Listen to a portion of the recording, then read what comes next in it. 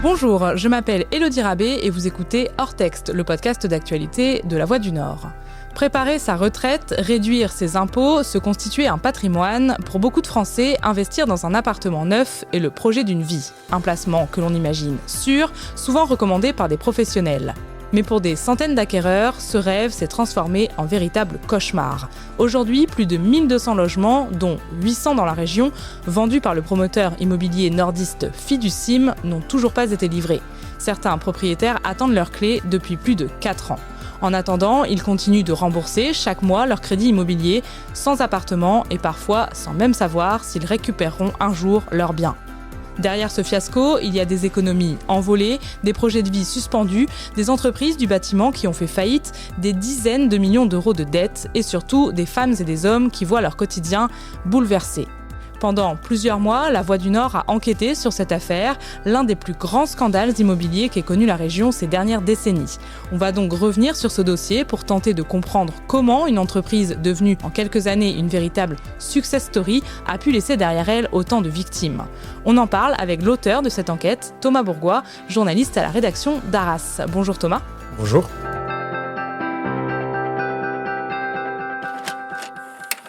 J'ai acheté cet appartement fin 2019. Depuis 2019, rien n'avance. Je suis passée en échéance pleine. C'est plus d'une retraite qui part tous les mois. On dort plus, on mange plus. Enfin, ça devient vraiment dramatique. On ne fait plus aucun projet.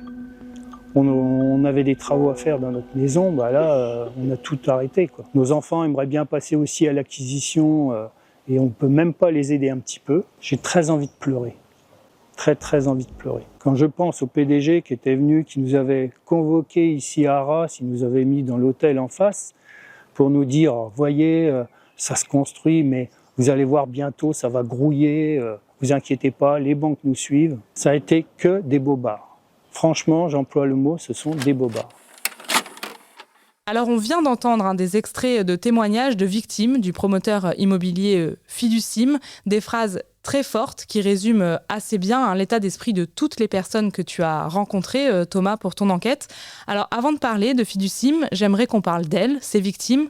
Qui sont-elles ? Alors, il n'y a pas un profil particulier de victimes, d'acheteurs en fait. Il y a des victimes de tout âge. On trouve à la fois de jeunes actifs, de 18, 20, 25 ans, comme de jeunes retraités qui souhaitaient se constituer un capital et préparer, sécuriser l'avenir pour leurs enfants ou petits-enfants. Souvent, il s'agit de primo-accédants, donc des personnes qui effectuaient leur premier achat immobilier, conseillés soit par leur banque, soit par un intermédiaire en placement financier. Ces personnes pensaient faire un investissement sûr, sans risque, et au final, elles se retrouvent aujourd'hui à rembourser des sommes énormes. Vous n'avez pas du tout conscience du risque ? Pas du tout. Une des victimes qu'on a pu entendre un petit peu plus tôt disait, voilà, moi je voulais défiscaliser, mon conseiller bancaire m'a dit acheter un appartement en loi Pinel, donc un dispositif de défiscalisation qui n'existe plus aujourd'hui, et lui a conseillé d'en acheter même un deuxième pour le revendre au moment de sa retraite, afin de lui constituer un capital. Sauf que l'appartement aujourd'hui n'est toujours pas livré, donc elle se retrouve avec 2 logements inexistants. On parle de quelles sommes versées et à quel point ça a bouleversé leur quotidien ? Pour ces victimes, toutes ont réalisé un emprunt auprès de leur banque. Donc, ce sont des emprunts de plusieurs dizaines de milliers d'euros, généralement plus de 100 000 euros, voire 140 000 euros pour un seul appartement. Comme je le disais en introduction, on parle de 1200 logements non finalisés, dont 800 dans la région, donc il y a énormément de victimes. Oui, énormément de victimes. On en a interrogé plusieurs dizaines. Ce qu'on sent rapidement, c'est leur détresse. Chaque échange dure longtemps parce que les victimes ont besoin d'en parler, en fait. Elles se posent énormément de questions. Ce sont des dossiers qui les rongent au quotidien. Tous les jours, elles pensent à Fiducim, à cet investissement, à ce logement qui n'arrive jamais. C'est des histoires compliquées humainement pour toutes ces victimes. Une victime me racontait que c'était un sujet de tension avec son mari. Ça les ronge au quotidien, ça ne les quitte pas. C'est interminable. Justement, comment tu as travaillé et pendant combien de temps pour recueillir ces témoignages sensibles ? Ça s'est fait sur la durée. Les premières victimes que j'ai contactées, c'était en 2023, quand la filiale de construction du promoteur Fiducim a fait faillite. Donc c'est là que les premiers articles sont sortis sur les déboires financiers du promoteur. Des collectifs informels se sont formés sur les réseaux sociaux et on a pris attache avec ces acquéreurs qui se posaient énormément de questions à l'époque sur comment se défendre, quels étaient leurs moyens pour se retourner contre le promoteur, quels risques, tout ça. Ce que je peux dire, c'est qu'aujourd'hui, on a beaucoup de gens qui ne veulent pas témoigner parce qu'ils ont honte. Et enfin, la honte, oui, on la porte, excusez-moi. Mais je veux dire, c'est pas... À la base, on pensait faire quelque chose pour nos enfants et on peut pas, comme disait Jean-Luc, on peut pas aider nos enfants, on peut pas s'investir parce qu'on n'a plus rien. On comprend pas pourquoi une société comme Fiducim est autant endettée, a laissé faire autant de choses, a profité un peu trop de la vie. C'est énormément de la colère. On se demande même où est passé l'argent. Aujourd'hui, j'aimerais bien que les pouvoirs publics aussi se bougent. Ils doivent des tas d'argent. Où est cet argent? Et on a des biens qu'on n'est pas prêt d'avoir. Pour comprendre comment toutes ces personnes ont pu se retrouver dans cette situation, il faut revenir un petit peu en arrière, au début de l'histoire, parce qu'au départ, Fiducim, dirigé par Julien Ridon et Christophe Petit, c'est plutôt une success story, en fait, tout leur réussit. Tout leur réussit, exactement. Ils ont fondé Fiducim en 2013 en faisant un pari de miser sur le potentiel de deux villes moyennes du Nord-Pas-de-Calais, en l'occurrence Arras et Lens. Et ce fut rapidement un succès. Christophe Petit, c'est le fils d'un gros propriétaire et promoteur d'Arras. Julien Ridon, lui, il est habitué à vendre des produits défiscalisables dans le nord de la France. Donc voilà, le duo, ça match entre deux. Les premières résidences voient le jour à Arras comme à Lens. Les maires sont là, ils sont là pour les poses de la première pierre, ils sont là pour les livraisons. Plus de 1000 logements sont achevés en 6 ans. Les Échos proclament Fiducim champion de la croissance à l'échelle nationale. Plus 3800% entre 2014 et 2017, enfin, c'est énorme. Le nom Fiducim rayonne dans le territoire. Le nom Fiducim rayonne, le promoteur devient même un sponsor, à petite échelle, mais du RC Lens. Il a sa loge dans le stade. Julien Ridon, lui-même petit-fils d'un ancien dirigeant du club, est souvent dans les salons VIP. Ils font des affaires là-bas, ils développent de nombreux programmes dans cette ville. Tout fonctionne. Mais dans ton enquête, plusieurs anciens salariés donc utilisent aussi les mêmes mots. Ils parlent de démesure, bling-bling, folie des grandeurs.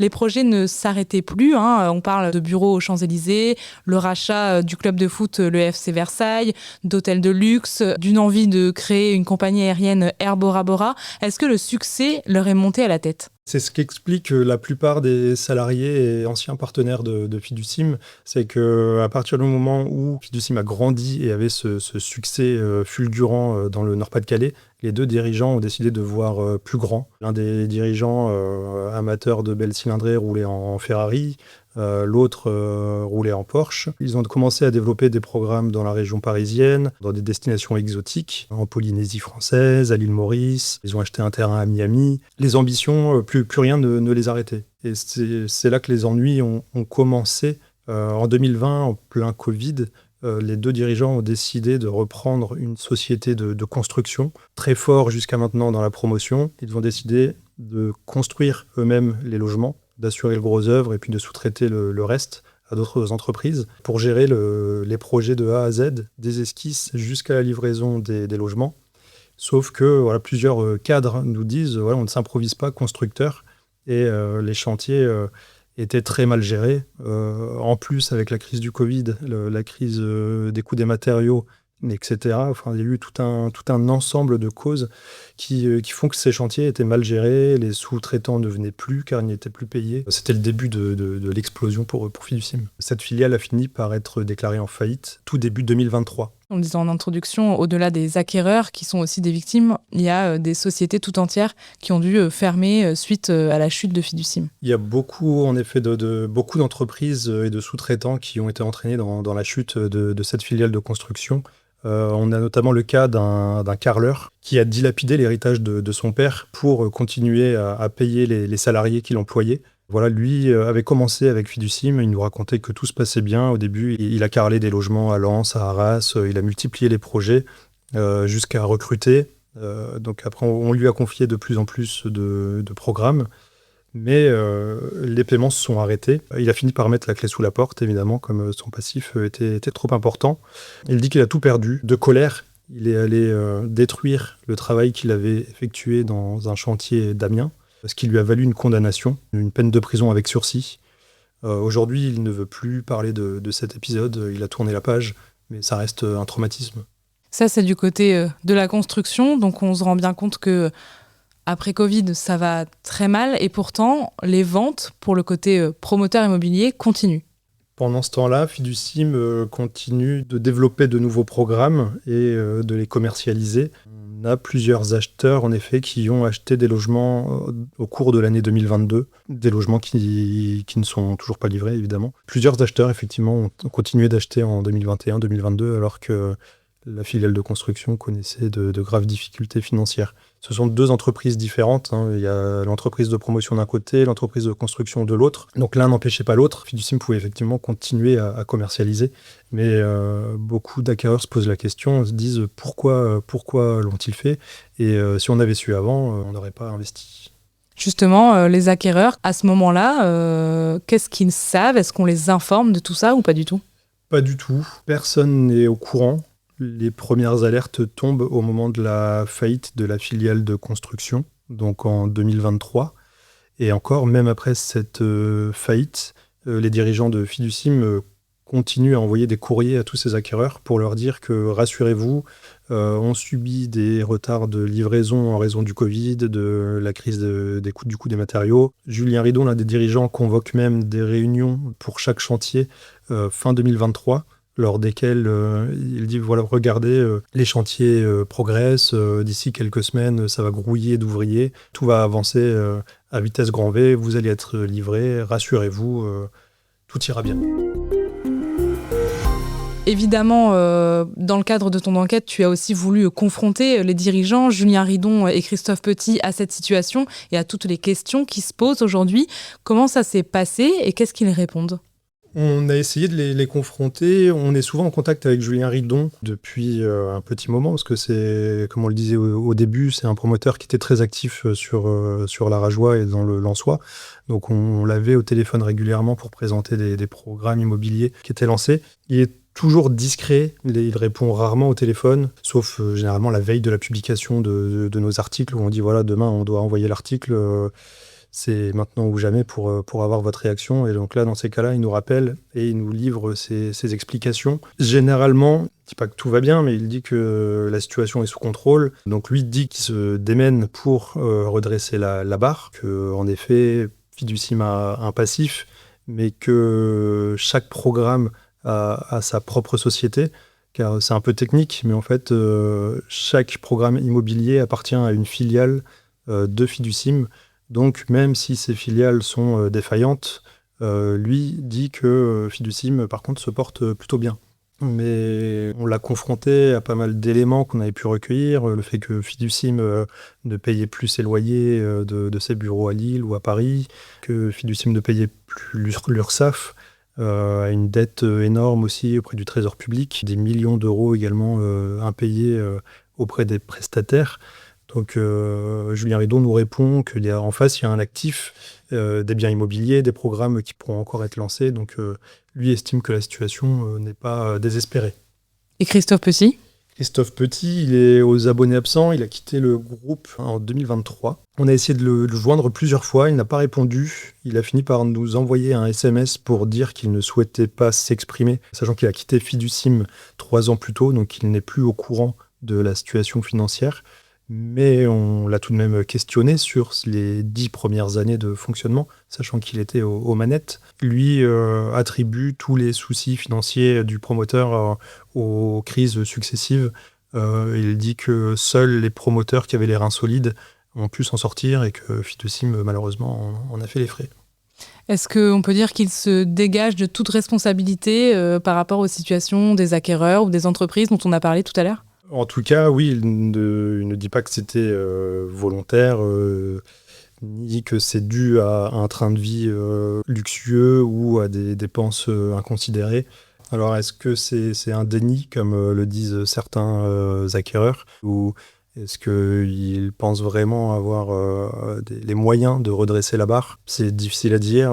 En tout cas, le tribunal des activités économiques de Paris a estimé que le redressement de Fiducim était tout simplement impossible. Le parquet de Paris s'est même dit consterné par la situation financière du groupe. Alors, qu'est-ce qui peut motiver Julien Ridon de garder en vie Fiducim ? C'est difficile à dire. Oui, effectivement, Fiducim a été liquidé judiciairement début juillet. Alors, Julien Ridon a fait appel, mais tout de même, qu'est-ce que ça veut dire et qu'est-ce que ça va changer pour les victimes, cette décision judiciaire ? Alors, ça ne va pas changer grand-chose pour les victimes, car il faut savoir que la plupart des chantiers qui étaient aux mains de Fiducim, quasiment tous, été repris par les banques. C'est une obligation aujourd'hui. Les promoteurs immobiliers doivent souscrire une GFA, donc c'est une garantie financière d'achèvement auprès des banques. Et donc, lorsque la défaillance du promoteur est reconnue, ce sont les banques qui prennent le relais et qui financent la suite des travaux. Donc, cette GFA a été débloquée sur tous les chantiers dans le Nord-Pas-de-Calais. Donc, ça représente 4 chantiers à Arras, 2 chantiers à Lens, un autre à Lomme. Seuls 2 chantiers en France sont toujours pilotés par Fiducim, même s'ils tournent au ralenti, même s'il y a quasiment personne sur place. Sur les chantiers de la région, Fiducim était déjà écarté depuis début 2025 pour la résidence d'Arras et au cours de la même année pour les autres. Est-ce que les personnes concernées obtiendront les clés de leur logement un jour ? Oui, les acquéreurs obtiendront les clés un jour. C'est justement pour cela que la GFA a été mise en place et est une obligation aujourd'hui. Mais c'est très difficile de dire quand, car autant certains chantiers étaient bien avancés et plutôt bien menés, donc les travaux ont repris. Autant il y a des cas plus complexes. Le cas par exemple de la résidence étudiante à l'entraîneur d'Arras, où des désordres structurels ont été repérés. Donc l'administrateur a déjà prévenu les acquéreurs qu'aucune livraison n'aurait lieu avant 2028, au mieux, sachant que maintenant le dossier est dans les mains de l'assureur dommage ouvrage. Donc ça peut prendre des mois, voire des années avant de se solutionner. Là, on parle d'un chantier qui était censé être livré en 2022 avec des acquéreurs qui ont acheté en 2019. Donc ça veut dire des appartements pas livrés avant 9 ans, entre la date de signature et la date de livraison. Et puis, pas forcément, en plus, dans un état attendu. C'est-à-dire que les finitions ou ce genre de choses ne sont pas censées être les mêmes que ce qui était prévu par le promoteur à la base. Exactement, parce que les banques, en fait, dans leur garantie, ne financent que les travaux nécessaires pour rendre les logements vivables. Donc, ça comprend l'intérieur des appartements, et encore pas tout. Elles ont accepté généralement de payer les cuisines, mais ça ne comprend pas les finitions, s'il y a des moulures ou ce genre de choses, tout ça ne sera pas fait. Et tous les espaces communs, voire les espaces extérieurs, ne seront pas financés par les banques non plus. Donc ce sera au futur syndic de prendre tout ça en charge, et donc par ricochet aux propriétaires de ces logements de payer encore pour que ces espaces et que ces résidences soient totalement achevées. Tu as aussi interrogé un avocat spécialisé dans ton enquête. Qu'est-ce qu'il conseille aujourd'hui aux victimes, justement, dans cette situation ? Alors, on a interrogé maître Thomas Chaboureau, qui est avocat au barreau de Lille et qui est spécialisé dans les contentieux immobiliers. Il suit 70 victimes de Fiducim. La première chose qu'il leur conseille, c'est de demander la suspension du remboursement des prêts immobiliers, car c'est souvent ce qui prend les acquéreurs à la gorge. Donc, il leur conseille d'assigner en justice leur banque pour demander la suspension totale, c'est-à-dire sans intérêt intercalaire, sans frais, jusqu'à la livraison du bien. Ça, c'est la première étape. Souvent, ses clients, quand ils tapent à sa porte, lui demandent en fait l'annulation pure et simple de la vente. Ils veulent tourner la page, ils veulent passer à autre chose, mais lui le déconseille fortement, car Fiducim et ses filiales sont très certainement insolvables. Donc, même si l'avocat obtient l'annulation de la vente, l'acquéreur ne sera pas remboursé derrière, vu qu'il n'y a plus d'argent sur les comptes. Il conseille toutefois de se retourner contre les intermédiaires qui ont pu conseiller ces achats immobiliers, car il estime qu'il y a eu un défaut de communication, un défaut de conseil de la part de ces intermédiaires qui n'ont pas signifié à leurs clients qu'investir comporte des risques, que le Pinel était éligible, mais à condition que le logement était bel et bien construit dans les 30 mois suivant la signature, donc ce qui n'est plus le cas pour tous ces logements. Tous les propriétaires qui ont acquis ces logements n'auront sans doute pas de défiscalisation à l'arrivée. Et justement, on parle d'argent, toutes les victimes, tant les particuliers que les entreprises, qui ont parfois coulé à cause de la chute de Fiducim, s'interrogent sur où est passé l'argent versé à Fiducim. Qu'est-ce qu'on peut leur répondre aujourd'hui ? C'est difficile de répondre à cette question et elle reste en suspens. Ce sont des sommes d'argent colossales, on parle de dizaines de millions d'euros. Tous les niveaux sont concernés, du sous-traitant qui travaille tout seul dans son entreprise de construction, aux acquéreurs, aux particuliers qui ont prêté de l'argent, aux propriétaires fonciers, aux banques. Car les banques également doivent assumer aujourd'hui la facture de tous ces chantiers qui sont laissés à l'arrêt. D'après une source officielle, il y en aurait pour plus de 100 millions d'euros rien que pour une banque, pour finir des chantiers d'Arras et de Lens. Est-ce que tu vas continuer à suivre évidemment ce dossier suite à l'apparition de cette enquête ? Oui, alors quand on a eu Julien Ridon au téléphone, c'est vrai qu'il nous disait que c'était une chasse à l'homme contre lui, car on faisait paraître des articles tous les 3 mois sur Fiducim. Donc on lui a déjà expliqué au téléphone que ce n'est pas une chasse à l'homme, mais qu'à partir du moment où il y a 1200 logements en attente de livraison, des centaines d'acquéreurs, des chantiers qui n'en finissent plus, qui défigurent des villes du Nord-Pas-de-Calais, évidemment, c'est un dossier qu'on va suivre jusqu'aux livraisons des biens, si ce n'est même plus tard, pour voir quel est l'impact total et final sur les acquéreurs. Un grand merci à toi pour tes explications et vous pouvez évidemment retrouver l'ensemble de cette enquête ainsi que notre reportage vidéo sur notre site internet. D'ici là, n'hésitez pas à laisser un commentaire ou à vous abonner à notre podcast sur votre plateforme d'écoute préférée. Hors Texte, c'est le podcast d'actualité de La Voix du Nord.